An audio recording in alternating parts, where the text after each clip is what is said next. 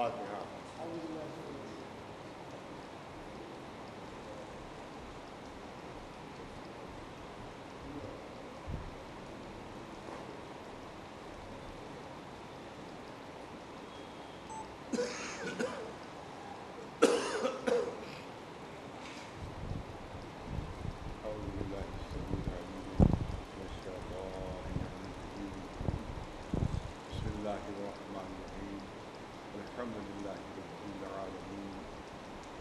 والسلام على سيد الأنبياء والمرسلين سيدنا ونبينا وشفيع المذنبين أبي القاسم وأهل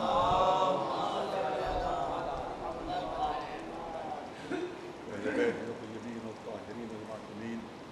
أما بعد، فقد قال الله سبحانه تبارك وتعالى في كتابه المبين وهو أصدق القائلين: وجعلناهم أئمة يهدون بأمرنا وأوحينا إليهم فعل الخيرات وإقام الصلاة وإيتاء الزكاة وكانوا لنا عابدين.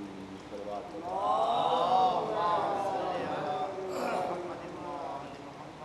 جیسا کہ آپ بات کر رہے ہیں کہ پوری دنیا میں اس وقت وبا پھیلی ہوئی ہے اور لاکھ لوگ اس میں اپنی جان دے چکے ہیں، تو بہت سے لکھنؤ کے مومنین بھی اس دوسری مرض میں مبتلا ہو گئے اور بہت سو کا انتقال بھی ہوا ہے، ان کی مبتلا گرتا ہے.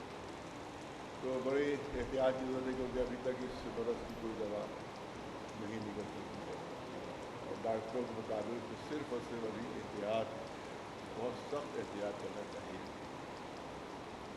اور ہلکے سے بھی کسی میں سمپٹمس اگر ظاہر ہو تو کچھ پانا منع ہے، بلکہ جا کے فوراً تو ڈاکٹروں کو جا کے ٹیسٹ کرائیں، کیونکہ اگر خدا نخواستہ ایک شخص بیمار کا گھر میں تو پورا گھر 100% یقینی لازمی طور پر بیمار ہوگا.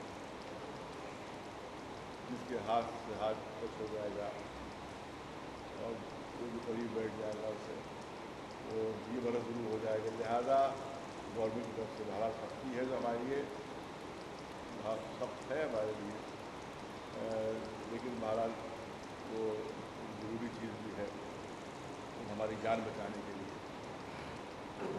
لہٰذا ہم نے گزارش کی تھی کہ ہمیں امام باڑے کی وسعت کے مطابق جو 2 میٹر کے فاصلے کے اوپر لوگوں کو بٹھا کے مسجد کریں، لیکن بہرحال انہوں نے گورنمنٹ نے صرف بہت مختصر لوگوں کی اجازت دی. اس وجہ سے مجبوراً مسجد جو ہے 3 مختصر مسجد میں ہو رہی ہے. اور مسجد کیا ہے، بس مسجد کہ جو روایت ہے اس کو ہم زندہ رکھیں، وہ روایت ختم نہ ہو جائے اور افراماب میں مجلسوں کا تسلسل نہ ٹوٹ جائے. سب سے اہم پہلو یہی تھا، اس لیے ہم نے اس لیے سختی کی اور اتنی گورنمنٹ اتنی زیادہ بات چیت راتوں میں جاگ کے 4 بجے رات تک گفتگو ہوتی رہی. وہ اس کی سبب سے کہ تسلسل نہ ٹوٹے اور کوئی زمانہ ایسا نہ آئے تو ہم کہیں کہ افراماب میں اشرے کی مجلسیں نہیں ہوئی. چاہے 2 آدمی ہو، 4 آدمی ہو، 5 آدمی ہو، لیکن یہ مجلسیں ہونا چاہیے تھی جو الحمدللہ ہو رہی ہے. تو بہرحال یہ اسی سلسلے کی یہ دوسری مجلس ہے. اور جیسے میں نے کہا کیا کہ ابتدائی مجلسوں میں رضاداری کی اہمیت، ملیے کی اہمیت، عزائمہ حسین کی اہمیت، اور اسی طرح سے جو رضاداری کے اوپر ناسمجھ، نافہم اور جو اسلام سے ناواقف لوگ ہیں اور جو سیرت رسول اللہ پر چلنے کا دعویٰ تو کرتے ہیں مگر سیرت کو نہیں جانتے، سیرت سے نہیں واقف ہے. ان کے ملا ٹلہ ان کو جو بتا دیتے ہیں تو بہت ٹوٹی پھوٹی باتیں وہی ان کو معلوم ہوتی ہیں اور ان کو نہیں معلوم ہوتا، ان کو بتایا نہیں جاتا کہ آپ کی سیرت کیا ہے. لہٰذا تو کہہ دیتے ہیں کہ صاحب گریا بدعت ہے، رونا بدعت ہے، محرم منانا بدعت ہے. یہ تمام چیزیں جو ہیں وہ جاہل بیچارے سے بہک جاتے ہیں اور مولوی جو ہیں وہ جو درباری مولوی ہیں وہ یہ سب باتیں آج تک جو ہے وہ پھیلاتے رہتے ہیں. لیکن کچھ علماء جو ہیں وہ اسلام کے علماء ہیں، کچھ علماء وہ ہے کہ جو محمدی علماء ہیں، کچھ علماء وہ ہیں کہ جن کا تعلق دامن اہل بیت سے ہے، کچھ علماء وہ ہیں کہ جن کا تعلق جو ہے وہ خانوادہ رسالت سے ہے، جن کا تعلق رسول اللہ کی اولاد سے ہے۔ وہ یہ دیکھتے ہیں کہ رسول اللہ نے کیسے محرم منایا، اور جن لوگوں کا تعلق ہمیشہ درباروں سے رہا ہے وہ یہ دیکھتے ہیں کہ دربار والے کیا کیا کرتے ہیں۔ سلوات بھیجو۔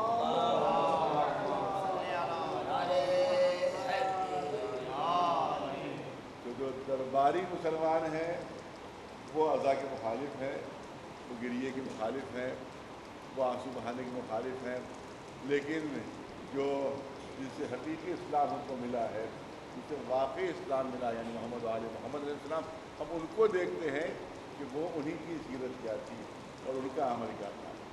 تو میں چاہتا ہوں چند جملے سلسلے میں عرض کیے جائیں اور پڑھے لکھے مجمع کے لیے عرض کیے جائیں، تاکہ جو سمجھدار مجمع ہے کم از کم اس کو حقیقت کا اندازہ ہو جائے، اور اگر حقیقت چھپی ہوئی ہے تو اس تک وہ حقیقت پہنچ جائے۔ کہا گیا کہ یہ محرم وہ خوشی غم نہیں منانا چاہیے بلکہ خوشی منانا چاہیے۔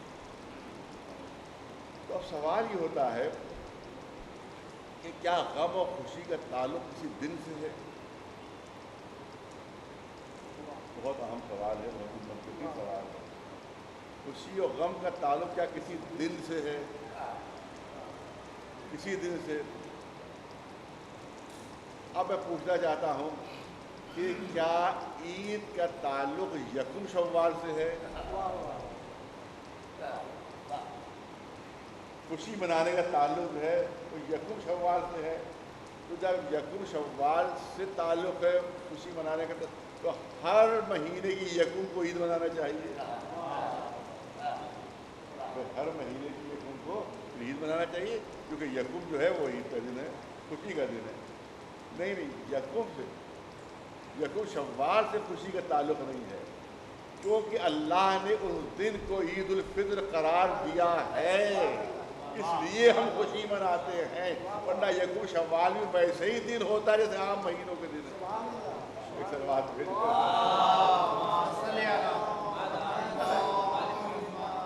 اب عید الفطر منائی جاتی ہے یکم شوال کو، تو اب یکم ذی الحجہ کو بھی عید ہونا چاہیے۔ اب وہ عید ہے 10 کو، اب وہ عید ہے 10 ذی الحجہ کو، کیونکہ اللہ نے 10 ذی الحجہ کو عید منانے کا حکم دیا ہے۔ تو ہم یہ نہیں دیکھتے دن کون سا ہے، یہ دیکھتے حکم اسلامی کیا ہے۔ سلوات بھیجے۔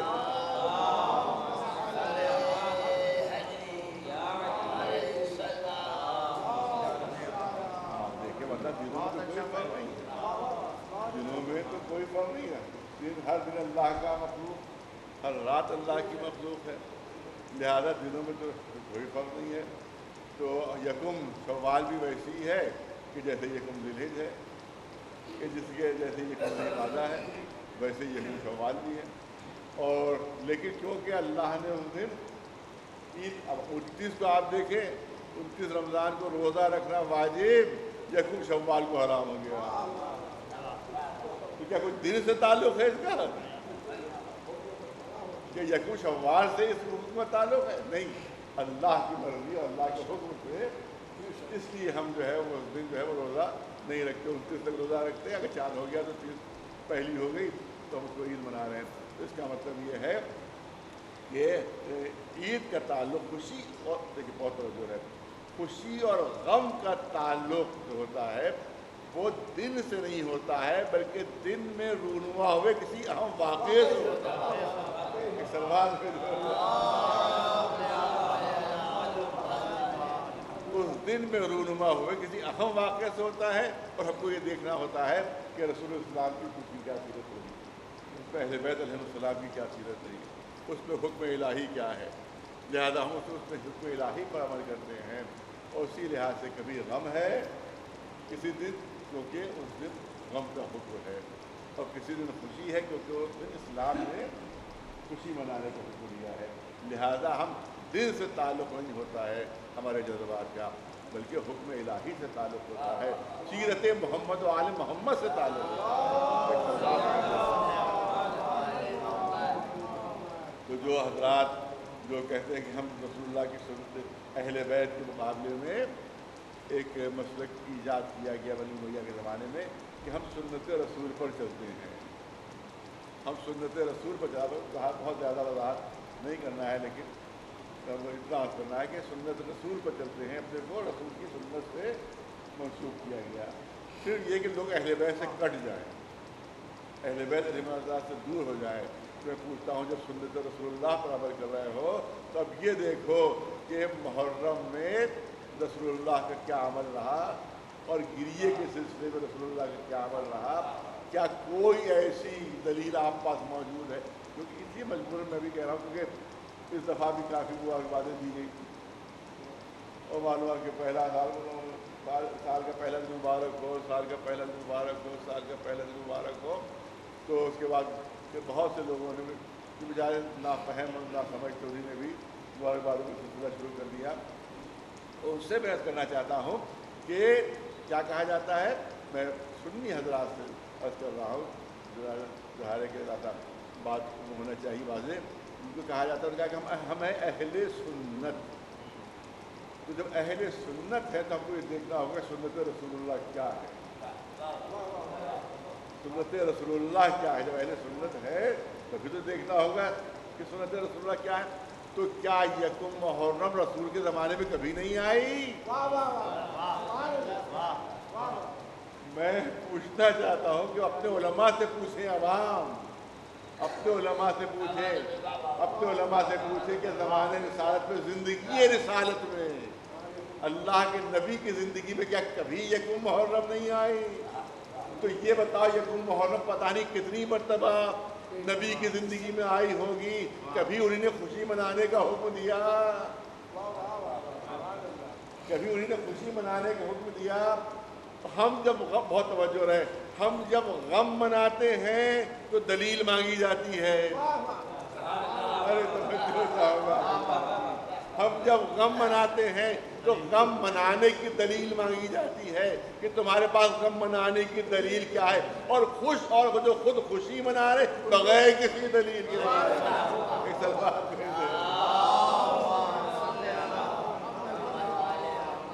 غم اور خوشی کا تعلق ہمارا جو ہے وہ محمد آل محمد صلی اللہ علیہ وسلم. ہم کو یہ دیکھنا ہوگا کہ ان کی سیرت کیا رہی اور ان کا انداز کیا رہا. تو آپ دیکھیں کہ ہجری میں کئی سال پہلے بات پڑھ چکا ہوں، لیکن ہر سال مجھے یاد دلانا پڑتا ہے اس وجہ سے کہ ہر سال مبارکبادوں دی جاتی ہے تو ہر سال مجھے 2-3 جملے کہنا پڑتے ہیں. تو اب یہ عرض کرنا یہ ہے کہ یہ بتائیں کہ ہجری یہ سال کا نام کیا ہے.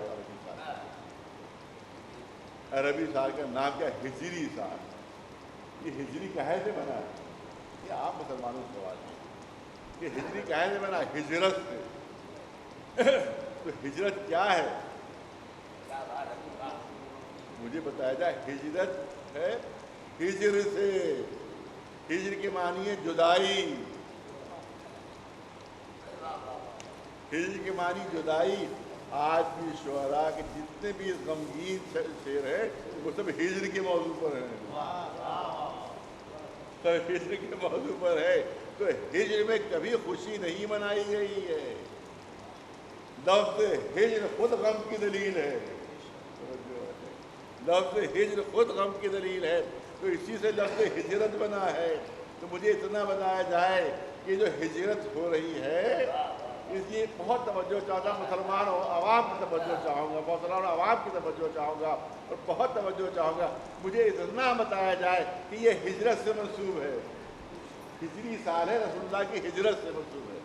رسول اللہ کی جب ہجرت سے منسوب ہے تو مجھے یہ بتایا جائے کہ جب رسول اللہ ہجرت فرما رہے تھے تو خوش تھے کہ غمگین تھے؟ رسول اللہ جب ہجرت فرما رہے تھے تو خوش تھے یا غمگین تھے؟ رسول اللہ غمگین تھے، اہل بیت غمگین تھے، اصحاب غمگین تھے. کیونکہ مکہ چھوٹ رہا ہے، وطن چھوٹ رہا ہے، لہذا سب کے سب غمگین تھے، غم منا رہے تھے. ہجرت میں سب غم منا رہے تھے.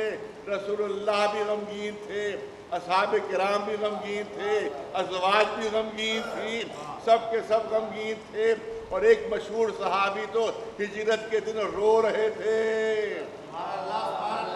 تو اس کا مطلب یہ ہے کہ ہجرت کے سلسلے میں رونا یہ سیرت صحابہ ہے۔ اب دیکھو جب ہجری سال ہے تو یہ دیکھو غم کون منا رہا ہے اور خوشی کون منا رہا تھا۔ ارے رسول اللہ غم منا رہے تھے، دشمنان رسول خوشی منا رہے تھے۔ اب بتاؤ کس کی سیرت پر عمل کر رہے ہو؟ ایک صلوات بھیجے۔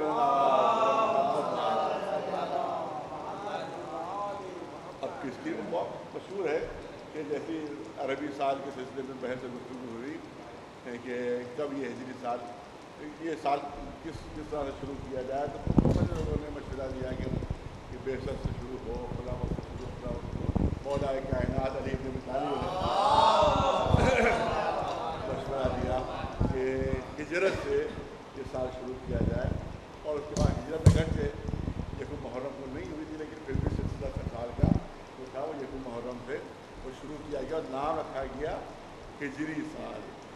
تو مولا علی نے مشورہ دیا کہ سال جو ہے اس کو ہجری رکھا جائے، سال کا نام ہجری ہو اور ہجرت سے شروع ہو، مصلحت مولا، کیونکہ جب لوگ مسلسل بچے سنیں گے کہ ہجری سال ہے، ہجری سال ہے، تو وہ بچہ اپنے باپ سے پوچھے گا کہ وہ ہجرت ہے کیا چیز، وہ ہجرت میں ہوا کیا تھا۔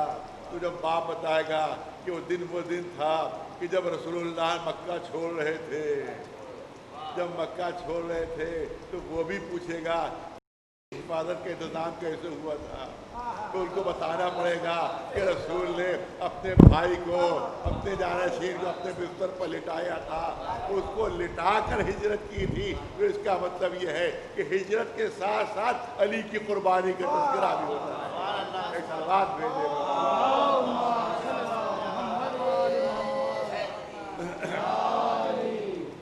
تو اس لیے تمام مسلمانوں سے میری گزارش ہے کہ یہ غم کا دن ہے، اور دیکھیں کہ رسول اللہ غمگین، اہل بیت غمگین، امہات المومنین غمگین، اصحاب کرام غمگین، تو اب اہل سنت وہی ہو سکتا ہے کہ جو محرم میں غم منا رہا ہو تو خوشی نہ منائے۔ ایک صلوات بھیج دے۔ یہ چند جملے شروع ہوئی، اس کے بعد آپ دیکھیں کہ گریے کے سلسلے میں کہا جاتا ہے کہ صاحب یہ گریہ جو ہے یہ بدعت ہے، اور یہ ہے میں بدعت کے اوپر 7-8 سال پہلے پورا اشرا پڑھ دیا تھا میں نے صرف بدعت کے موضوع کے اوپر۔ الحمدللہ اتنے ماشاء اللہ اشرے ہو چکے ہیں کہ کوئی بھی موضوع میری حیثیت کے مطابق چھوٹا نہیں، صرف میری حیثیت کے مطابق چھوٹا نہیں کوئی موضوع۔ تقریباً میں خیال ہے ابھی حساب میں نہیں لگایا، خیال میں 35واں یہ اشرا ہے، 35واں اشرا ہے جو میں والد محبوب کے انتقال کے بعد پڑھ رہا ہوں۔ 23 سال میرے والد نے یہ مجلس سے پڑھی، 40 سال میرے دادا نے پڑھی، 23 سال والد نے پڑھی، 40 سال میرے دادا نے پڑھی، اور یہ میرا 35واں سال ایسا اشرے کا چل رہا ہے۔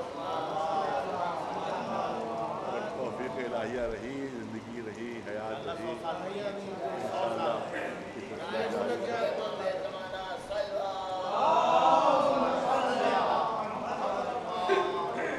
کوئی موضوع الحمدللہ کوئی موضوع جو اپنی حیثیت علمی حیثیت کے مطابق کوئی موضوع الحمدللہ بدعت کے اوپر پورا میں نے اشرا پڑھا تھا، لیکن صرف ہلکا سا اشارہ کرنا ہے کہ سب بدعت کہہ کے ڈرایا جاتا ہے، کتاب رونا بدعت ہے، گریہ بدعت ہے، عزاداری بدعت ہے، سیرت رسول میں دکھائیے گریہ، سیرت کیونکہ سنت بدعت کیا کہتے ہیں، بدعت کی ڈیفینیشن ہر جمعے کے خطبے میں، ہمارے یہاں تو یہ حدیث نہیں ہے لیکن اہل سنت میں ہر جمعے کے خطبے میں یہ حدیث پڑھی جاتی ہے۔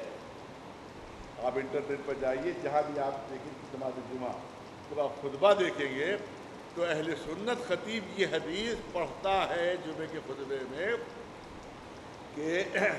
کہ جتنی نئی چیزیں ہیں، کوئی بھی نئی چیز ہو وہ بدعت ہے، ہر نئی چیز جو ہے وہ بدعت ہے، وَكُلُّ بِدْعَةٍ ضَلَالَةٍ، اور ہر بدعت جو ہے وہ گمراہی ہے، وَكُلُّ ضَلَالَةٍ فِي النَّارِ، اور ہر ضلالت کا نتیجہ جہنم ہے۔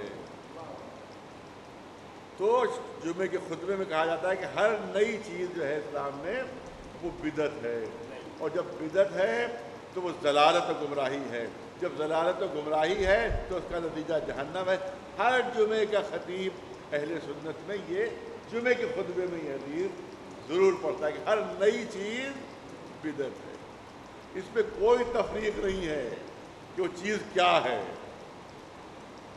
وہ شے کیا ہے، اس میں کوئی تفریق نہیں ہے، لیکن کہا گیا کہ نہیں ہر نئی چیز، رسول نے فرمایا ہر نئی چیز بدعت ہے، ہر نئی چیز بدعت ہے۔ اسی بنیاد پر کہا جاتا ہے کہ زمانۂ رسالت میں گریہ دکھائیے، رونا دکھائیے، ماتم دکھائیے، عزاداری دکھائیے، اور جب آپ دکھا نہیں سکتے تو یہ بدعت ہے عزاداری۔ جب بدعت ہے تو گمراہی ہے تو پھر جہنم۔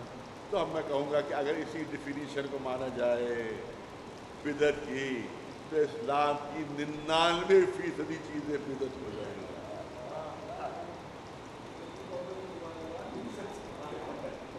99 چیزیں بدعت ہو جائیں گی، 99% چیزیں بدعت ہو جائیں گی۔ مجھے یہ بتائیے کہ یہ مدرسے زمانے رسول میں تھے کہ نہیں تھے؟ سارے مدرسے بدعت۔ یہ بتائیے قرآن مجید پرنٹڈ زمانے رسول میں تھا کہ نہیں تھا؟ تو جتنے بھی پرنٹڈ قرآن ہیں وہ سب کے سب بدعت ہو جائیں گے۔ زمانہ رسالت میں خط کوفی میں قرآن مجید لکھا جاتا تھا، آج جو خط نسخ میں لکھا جا رہا ہے تو یہ قرآن کی لکھائی بدعت، یہ قرآن کے خط جو ہے وہ بدعت، قرآن کا چھاپنا بدعت۔ ایک زمانے میں سعودی عرب سے فتویٰ آیا تھا کہ اینک سے قرآن پڑھنا بدعت ہے۔ ایک سلوار بھیجتے ہیں کیونکہ زمانے سال میں اینک نہیں تھی، لہذا اینک سے کسی بیچارہ بڈھا ہو گیا اور اینک سے قرآن پڑھ رہا ہے تو اینک سے قرآن پڑھنا بدعت ہے۔ کیوں بدعت ہے؟ کیونکہ زمانے رسول میں یہ اینک نہیں تھی۔ ہوائی جہاز آج بھی قرآن میں موجود ہے کہ کس طرح سے حج کا سفر کرو اونٹوں پر، تو ہوائی جہاز میں جو مولوی صاحب جاتے ہیں حج کرنے تو ہوائی جہاز سے حج کرنا بدعت۔ ہوائی جہاز سے نہیں، ابھی اب بات تھوڑی سی اور آگے بڑھے گی، بس 5 منٹ لینا ہے۔ ہوائی جہاز سے یہ بدعت۔ زمانے رسالت میں نہ ڈالر تھے نہ پاؤنڈ تھے، جو مولوی کو ڈالر اور پاؤنڈ ملتے ہیں وہ خرچ کرتا ہے، یہ بھی بدعت ہے، یہ بھی بدعت ہے۔ اور صرف یہی نہیں بلکہ زمانے رسالت میں کوئی بھی حدیث کی کتاب نہیں لکھی گئی تھی، منع کیا جاتا تھا۔ 90 سال تک حدیثیں کی کتابیں جلا دی گئیں۔ تاریخ اپنی کتابوں کی میں دیکھ لیجئے، اپنے علماء کی تاریخ دیکھ لیجئے کہ زمانے 90 سال تک، زمانے رسالت کے 90 سال تک جو حدیث کی کتاب لکھی جاتی تھی وہ جلا دی جاتی تھی کہ بھئی رسول اللہ نے حدیثیں نہیں لکھوائیں، بدعت ہے یہ، لہٰذا اس کو جلا دو، اس کو ختم کر دو۔ 90 سال بعد یہ سب کتابیں سامنے آئی ہیں، تو جن جن کتابوں کو آپ صحیح کہتے ہیں حقیقت میں دیکھا جائے اگر بدعت کی ڈیفینیشن تو سب کے سب بدعت ہے، سب کے سب بدعت ہے، سب کے سب بدعت ہے۔ کیونکہ زمانے رسالت میں سب کو جو کتاب لکھی گئی اس کو جلا دیا گیا، تو ظاہر اس کے بعد 90 سال بعد یہ الگ موضوع بالکل ہے کہ 90 سال بعد جب یہ حدیثیں جمع کی جانے لگی تب تو کوئی صحابی زندہ تھا اس پر، اکثر تابعین بھی دنیا سے رخصت ہو چکے تھے، لہذا لاکھوں جعلی حدیثیں آ گئیں، لاکھوں جعلی حدیثیں آ گئیں، اور پورا علم اس پر بنانا پڑا، علم حدیث، کہ ہم کیسے سمجھے کون رسول کی حدیث ہے کون رسول کی حدیث نہیں ہے۔ یہ کیوں ہوا؟ اس لیے 90 سال تک منع تھا لکھنا، اس وجہ سے زحمت پیش آئی، لاکھوں جعلی حدیثیں گڑھ لی گئی، بنا لی گئیں، جس کی وجہ سے امت میں 73 فرقے پیدا ہو گئے، ورنہ یہ حدیثیں اگر موجود ہوتی تو فرقہ ایک ہی ہوتا، 73 نہ ہوتے۔ ایک سلوات بھیجے ورنہ یہ 73 فرقے ہوئے، اس کی بنیاد یہی حکم تھا کہ حدیث نہیں لکھی جائے گی، کیونکہ اگر حدیث لکھتے تو پتہ چلتا کون سی آیت کس کے لیے نازل ہوئی ہے، کون سی کس کی مدح میں ہے، کون سی کس کی مذمت میں ہے۔ تو پتہ نہیں کتنوں کے راز کھل جاتے. ایک صلوات بھیجے مولانا. تو یہ تمام کتابیں جو ہیں وہ سب بدعت ہیں.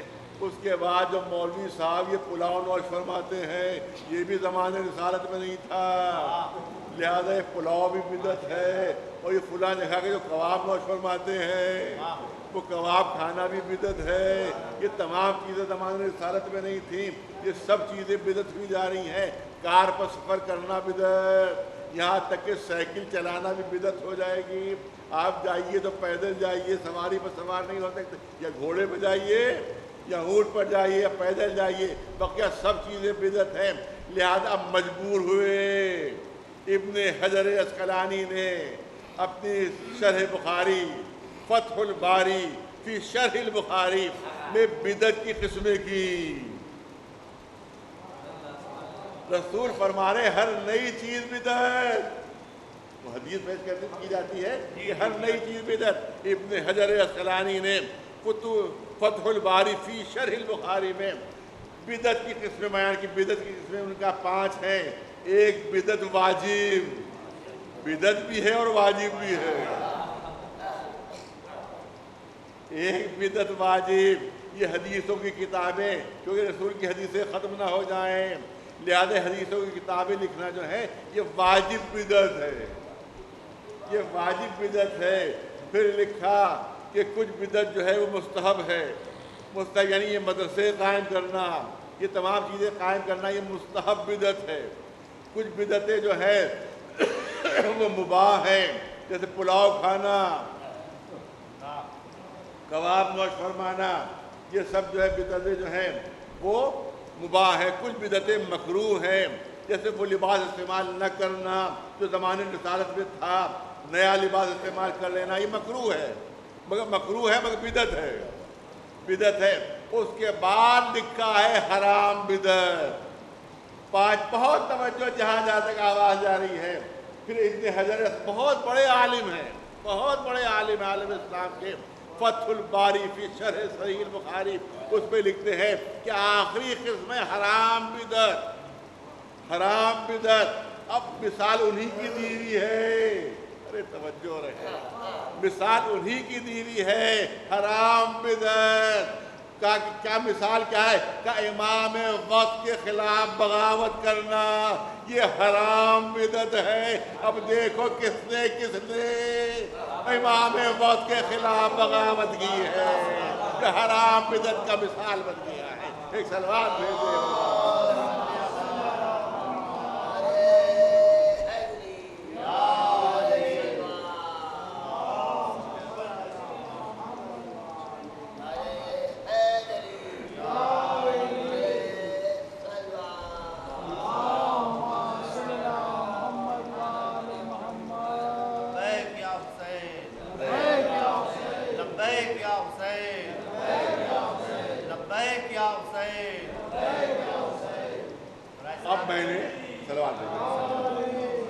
میں نے جملہ میں نے کہا 8-10 سال پہلے میرا یہ موضوع تھا، اس وقت میں نے جملہ کہا تھا، اس پر جملہ کہا تھا کہ 99% چیزیں بدعت،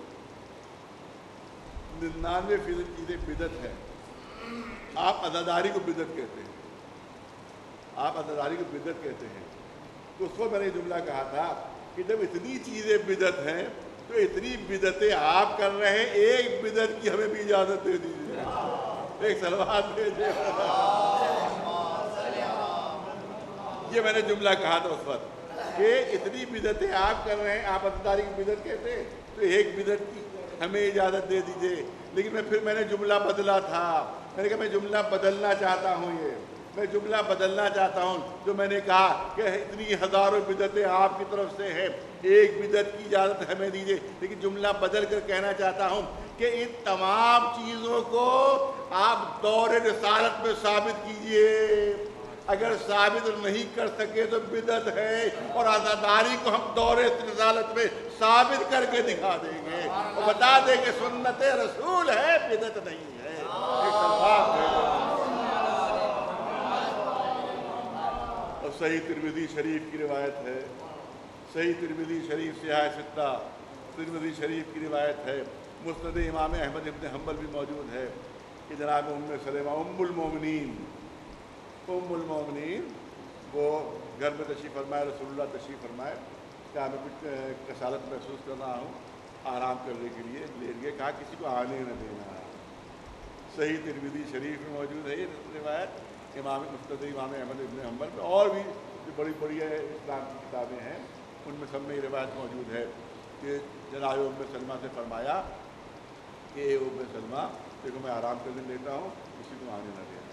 जनाब उम्मे सलमा ने जो भी आता था उसको रोक देती थी कि भाई नाओ नाओ नाओ, रसूल आराम फरमा रहे हैं। ऐसे वक्त में इमाम हुसैन आ जाते, कमसिन हुसैन, छोटे से इमाम हुसैन आ जाते हैं। जनाब उम्मे सलमा ने उनको भी रोक दिया और रोक कर कहा कि आपके नाना ने मना किया कि कोई अंदर ना आए, वो आराम करें। इमाम हुसैन ने फरमाया क्या नाना ने मुझे भी रोका है, क्या नाना ने मुझे भी रोका है? कहा कि हाँ, कहा कि सबको रोक देना जो भी आए।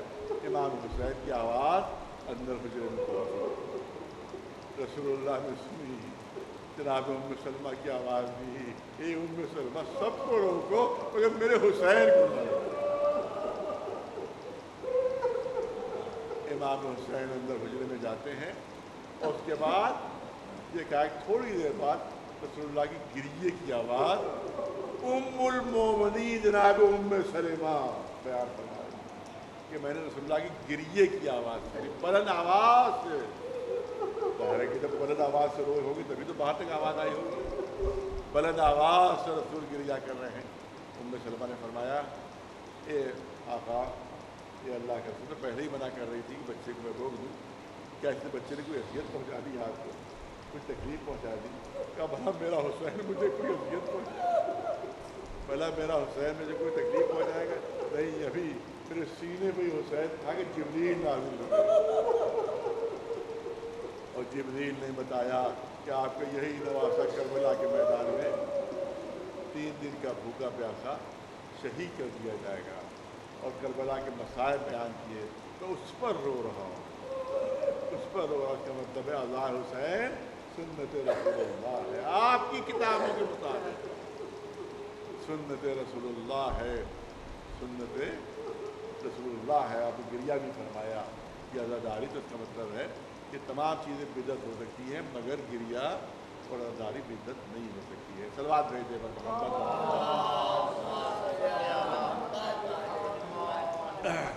बस मैंने कहा कि अभी 2-4 मिनट दूर है मसराज का मौका, लेकिन आप देखें इमाम हुसैन की जो मंजिल है, उनका जो मरतबा है। देखिए अल्लाह की सिफतें 2 तरह की हैं, बस साहिबान इल्म के लिए जुमला करना चाहता हूँ। अल्लाह की सिफतें 2 तरह, एक सिफत ज़ात है और एक सिफत फ़ेल है। एक सिफत ज़ात है, एक सिफत फ़ेल। हई जो है वो सिफत ज़ात, और इसी तरह से बहुत सी सिफतें, इल्म जो है उसकी ज़ाती सिफत, कुदरत जो है वो उसकी ज़ाती सिफत, उसकी ज़ात से जुदा नहीं। और कुछ सिफतें सिफात अफ़ाल कहलाती हैं कि वो सिफत उसमें मौजूद है, लेकिन वो सिफत वो है जो ज़ुहूर चाहती है, वो सिफत ज़ुहूर चाहती है। जैसे सिफत खालिक, खालिक है लेकिन इसका सिफत का ज़ुहूर उस वक्त होगा जब कोई मखलूक होगी, कोई मखलूक होगी तब हम समझेंगे कि वो खालिक है। तो इसको कहते हैं सिफात अफ़ाल। इसी तरह से उसकी सिफत ज़ाती है हई होना, हई होना, वो साहिब हयात हमेशा से है, हमेशा रहेगा। कभी कभी पूछा जाता है, हमें बच्चे पूछते हैं कि अल्लाह कब से है, पूछते अल्लाह कब से है, तो ज़ाहिर है कि कब उस वक्त कहा जाए, उसके लिए कहा जाता है जो नहीं हो फिर हो जाए, उसके लिए कब लगाया जाता है। खुद मौलाए कायनात अली इब्न अबी तालिब अलैहिस्सलाम, उससे किसी ने पूछा था कि यानी ये बताइए कि अल्लाह कब से है, तो मौला अली के जवाब ही जो था मैंने दोहराया कि आपने इरशाद फरमाया कि कब उसके लिए होता है जो कब हो और फिर ना हो फिर हो जाए। अल्लाह तो हमेशा से वो उस वक्त है जब कब का भी वजूद नहीं था, जब तब का भी वजूद नहीं था, उस वक्त से उसका है, वो हमेशा से है, हमेशा रहेगा। تو اس کا مطلب ہے وہ حی ہے، اس کی ذاتی صفت ہے. لیکن ایک صفت فعل ہے محیی. محیی کیا ہے؟ حیات دینے والا، زندگی دینے والا، حیات بخشنے والا، زندگی بہت توجہ ہے، زندگی بانٹنے والا، وہ ہے محیی، زندگی دینے والا، زندگی دینے والا. یہ صفت فعل کبھی اس پر ظاہر ہوگی کہ جس کو کسی کو حیات دے. کوئی صاحب حیات ہوگا تو اس کی صفت ظاہر ہوگی، اس پر ظہور میں آئے گی وہ. بس اسی طرح سمجھ لیجئے کہ اللہ حی ہے، اسی کے ساتھ ساتھ محیی بھی ہے. میں بہت توجہ چاہوں گا صاحبان علم کے لیے جو جملے ہیں، وہ حی بھی ہے اور محیی بھی، یعنی زندہ بھی ہے اور زندگی دینے والا بھی ہے. وہ حی بھی ہے اور محیی بھی ہے. اور اسی طرح سے سمجھ لیجئے کہ جس طرح سے اللہ کی دو صفتیں ہیں، ایک حی ہونا، ایک محیی ہونا، اسی طرح سے شہید بھی دو طرح کے ہوتے ہیں. ارے توجہ چاہوں گا، شہید بھی دو طرح کے ہوتے ہیں. ایک شہید وہ شہید حی، ایک شہید وہ جو شہید زندہ ہے. ہر شہید زندہ ہے، ہر شہید شہید حی ہے. لیکن حسین کے شہید ہونے میں اور دوسرے شہیدوں میں فرق یہ ہے کہ وہ شہید حی ہیں، یہ شہید محیی ہے. یہ حیات دینے والا شہید ہے، یہ خود حی نہیں ہے بلکہ محیی بھی ہے. اس نے اسلام کو بھی زندہ کر دیا، شریعت کو بھی زندہ کر دیا، دین کو بھی زندہ کر دیا. یعنی اللہ کی صفت محیی کا اگر کوئی مظہر کامل ہے تو ذات حسین ہے. ایک صلوات بھیج دو.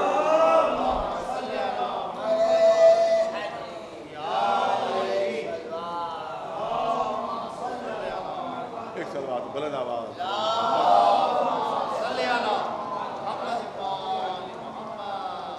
اب آپ دیکھیں ایک مثال دنیاوی پیش کر دوں. ابھی 15 اگست گزری اور اس میں معلوم ہوا کہ صاحب گاندھی جی زندہ باد کے نعرے لگائے گئے. گاندھی جی زندہ باد، گاندھی زندہ باد. تو گاندھی کہاں زندہ ہے تو زندہ باد ہے موجود نہیں موجود. لیکن اس کے بعد بھی زندہ باد کے نعرے آج بھی لگتے ہیں. زندہ باد کے نعرے، بھائی زندہ باد کے نعرے کیوں لگا رہے ہیں آپ؟ کیا انہیں نے جو کارنامہ انجام دیا ہے وہ زندہ ہے؟ ارے توجہ ہے، انہوں نے ہندوستان کو آزادی دلائی ہے. تو جب تک ہندوستان آزاد رہے گا گاندھی زندہ باد کے نعرے لگتے رہیں گے، کیونکہ اس کا کارنامہ زندہ ہے. تو کیونکہ جب تک ہندوستان آزاد ہے ہم کہیں گے گاندھی زندہ باد. اسی لیے آج بھی حسین زندہ باد کا نعرہ لگایا جاتا ہے اور قیامت تک یہ نعرہ لگتا رہے گا، کیونکہ حسین نے اسلام کو قیامت تک کی زندگی دے دی ہے. ایک صلوات بھیجے.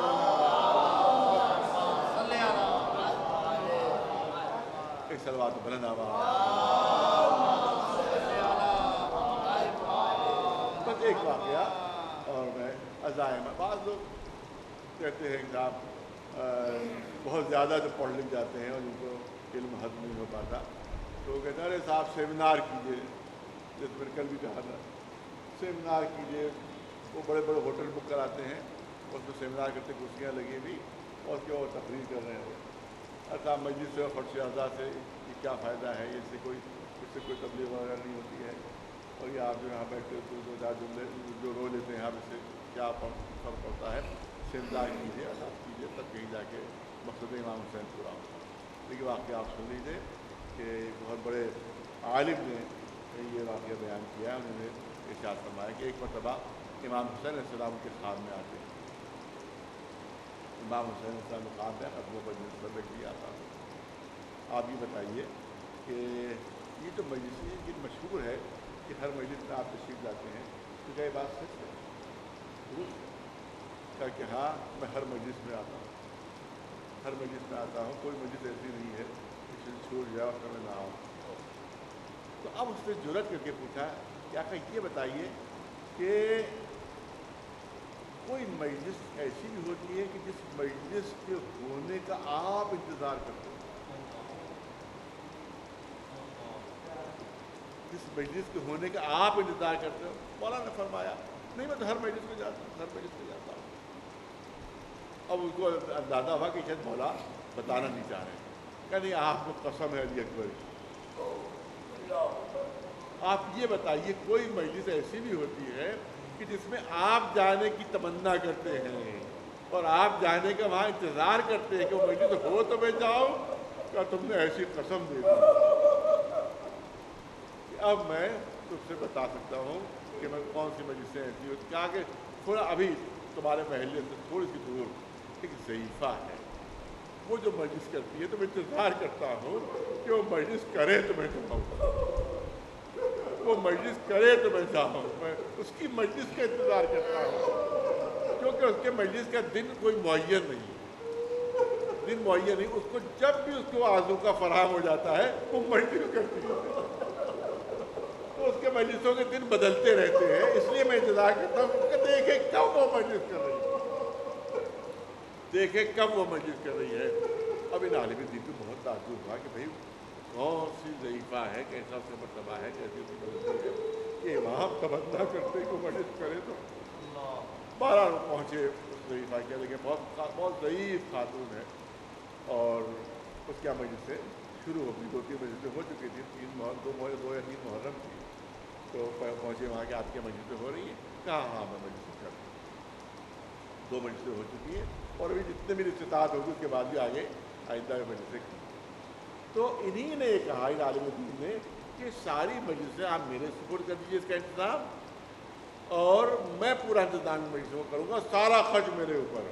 انہی نے بتایا نہیں کہ میں نے خواب کیا دیکھا ہے, نہیں بتایا وہ ضعیفہ کو کہ خواب کیا دیکھا ہے. کہیں جتنی مجلسیں جو باقی رہ گئی ہیں یہ سب آپ میرے سپرد کر دیجیے اور میں سارا خرچہ اس کا برداشت کروں.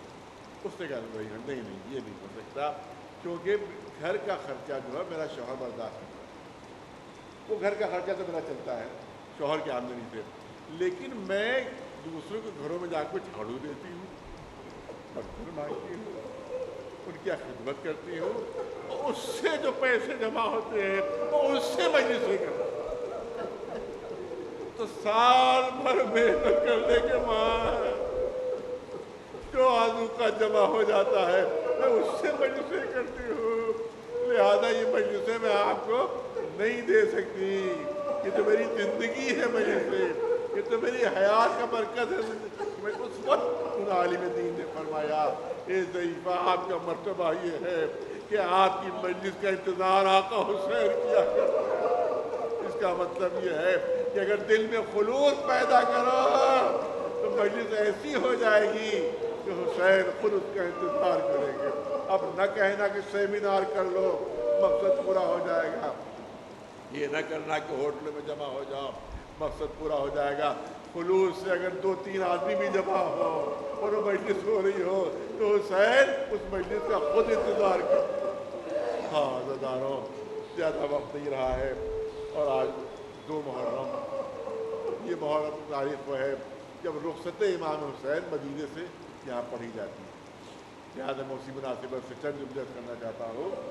جس وقت ولید نے, جس وقت امیر شام دنیا سے رخصت ہوا اور اس کے بعد یزید کا حکم آتا ہے کہ حسین سے بیعت لے لی جائے, امام حسین کو طلب کیا جاتا ہے, ولید اپنے دربار میں بلاتا ہے, امام حسین چلے تو میرا یقین ہے کہ امام حسین تنہا جا رہے ہوں گے, تنہا نکلے ہوں گے. یہ جناب زینب ہوں گی جو تڑپ کر کبھی جناب عباس کے پاس پہنچتی ہوگی, یہ عباس دیکھو بھائی اکیلے جا رہے ہیں, یہ علی اکبر تم بھی جاؤ, اے قاسم تم بھی جاؤ, اے مسلم تم بھی جاؤ. لہٰذا سب کے سب امام حسین کے ساتھ ہوئے. 18 بڑی ہاشم جو ہے وہ امام حسین کے ساتھ ساتھ ہے. قصر کے دروازے پہنچے, امام نے فرمایا دیکھو میں اندر جا رہا ہوں, جب تک دیکھو میری آواز بلند, تم لوگ سب باہر رہو, جب اگر میری آواز بلند ہو جائے تو تمہیں اجازت سے تم اندر داخل ہو سکتے. تفصیل نیت کرنا, تفصیل تو آپ مسلسل سنتے رہتے ہیں کہ ولید نے حکم بتایا کہ بھئی امیر شام دنیا سے رخصت ہو گیا ہے, اس کی نگاہ پر اس کا بیٹا یزید بیٹھا ہے اور اس نے بیعت طلب کی ہے, لہٰذا آپ سے بیعت کا مطالبہ ہے. امام حسین, تفصیل نہیں, صرف جو خلاصہ ہے آخر میں امام حسین کا جواب تو تاریخ میں ثبت ہے کہ میرے ایسے یزید کے ایسوں کی بیعت نہیں کرتے, اور اگر بیعت تم کو مطالبہ کر رہی ہے تو کل پورے مدینے کو جمع کر لینا اور جب پورا مدینہ جمع ہو جائے اس وقت مجھ سے بیعت مانگنا تو اس وقت میں جواب دوں گا۔ اب حسین اٹھ کر جانے لگے تو مروان وہاں پر موجود تھا۔ مروان کی زبان سے نکلا، اے ولید حسین کو جانے نہ دینا، کیونکہ حسین چلے گئے تو پھر ہاتھ رک جائیں گے، یا بیعت لے لو یا سر کاٹ دو۔ یہ سننا تھا کہ علی کے لال کو جلال آ گیا، جب نزرقا تیری یہ ہمت کی تیری زبان پہ جملے، ادھر آواز بلند ہوئی، ادھر دارالعمارہ کا دروازہ ٹوٹتا ہے، آگے آگے جناب عباس تلوار لیے ہوئے، پیچھے پیچھے بڑی ہاشم کی جوان چاہتے تھے کہ مروان پر حملہ کرے۔ امام حسین نے فرمایا، ہاتھ روک دیا، اے عباس ہم جنگ میں کبھی پہل نہیں کرتے، لہٰذا اے عباس صبر کرو، اے عباس صبر کرو۔ اس کے بعد اب یقین ہو گیا امام حسین کو کہ میں مدینے میں نہیں رہ سکتا، لہٰذا تاریخ یہ کہتی ہے کہ عالم یہ تھا جناب امام حسین کا کہ قبروں پر جاتے تھے، قبروں سے لپٹ لپٹ کے فریاد کرتے تھے، کبھی رسول اللہ کی قبر پر، کبھی جناب شہزادی فاطمہ زہرا کی قبر پر، کبھی امام حسین کی قبر پر، اور قبر سے لپٹ کے فریاد کرتے تھے، اے نانا میری تمنا تو یہ تھی کہ پوری زندگی قبر کی مجاوری میں بسر کر دوں، لیکن آپ کی امت مدینے میں رہنے نہیں دے رہی۔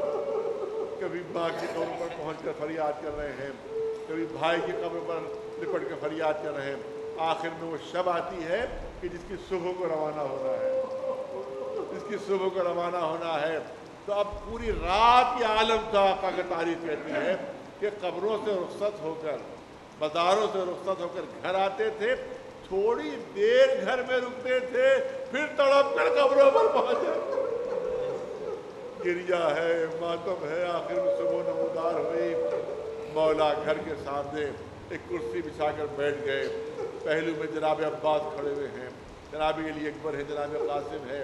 ایک کنیز منظر کشی کرتی ہے کہ میں ایک بلندی سے پورا منظر دیکھ رہی تھی کہ امام حسین کرسی پر تشریف فرما اور جو بڑی ہاشم ہے وہ پہلو میں کھڑے ہوئے، وہ کہتی ہے کہ میں نے دیکھا کہ ایک معظمہ سیاہ چادر اوڑھے ہوئے وہ نکلی گھر سے باہر، جیسی معظمہ باہر نکلی ویسے ہی قاسم دوڑ کر آگے بڑھے، ان معظمہ کو اونٹ پر سوار کروایا۔ وہ قریب کہتی ہے میں سمجھ گئی کہ یہ ام فروا ہیں، والدہ جناب قاسم، کہ جس کے لیے جناب قاسم آگے بڑھے۔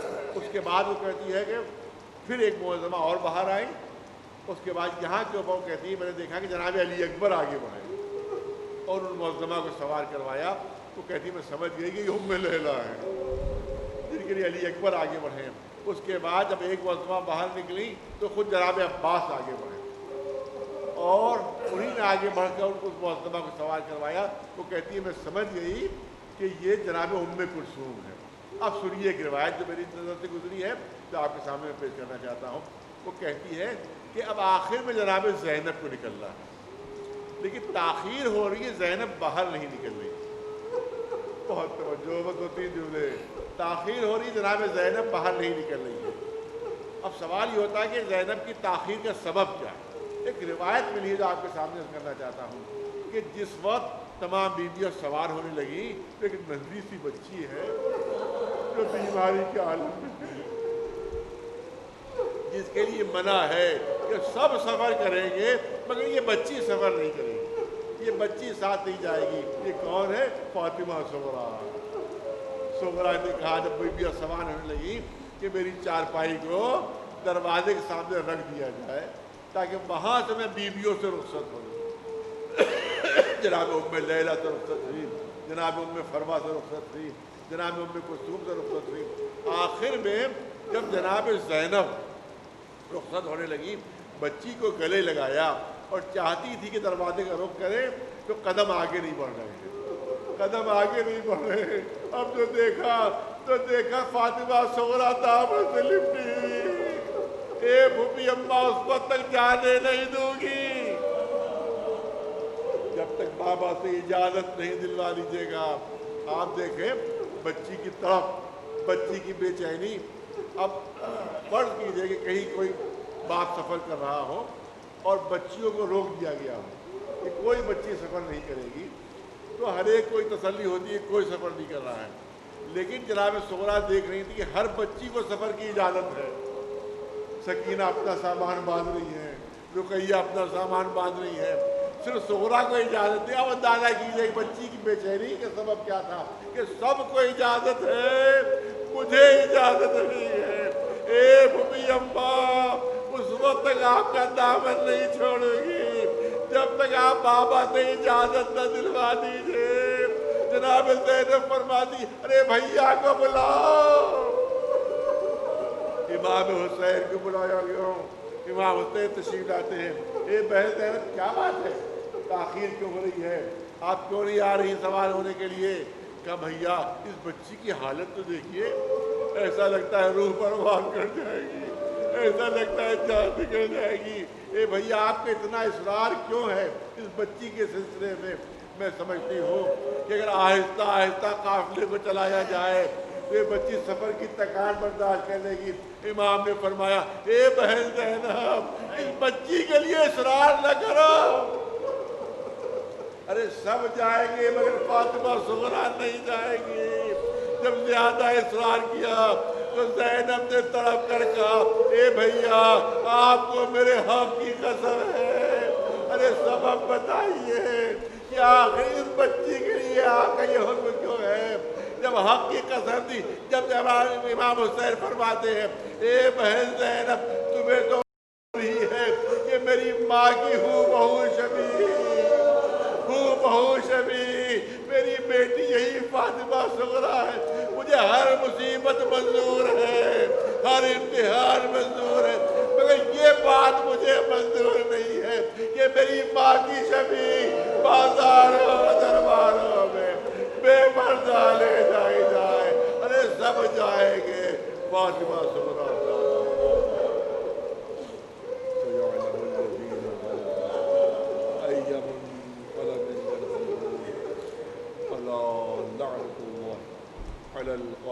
गुजारिश है एक मरतबा सूरह हम और 3 मरतबा सूरह तौहीद की तिलावत फरमाकर जनाब सैयद इंसार अली फरमाब रहमतुल्लाह अलैह जो इस हुसैनी के बानी हैं, उसके अलावा जिन जिन हजरात ने इस मिंबर पर मजलिसें पढ़ी हैं दुनिया से रुखसत हो गए हैं, उस सब की सारे सराब के लिए, और जितने हजरात इस इमाम बाड़े के हाथे में मौजूद है उस सब के सारे सराब के लिए एक मरतबा सूरह हम 3 मरतबा सूरह तौहीद की तिलावत फरमाकर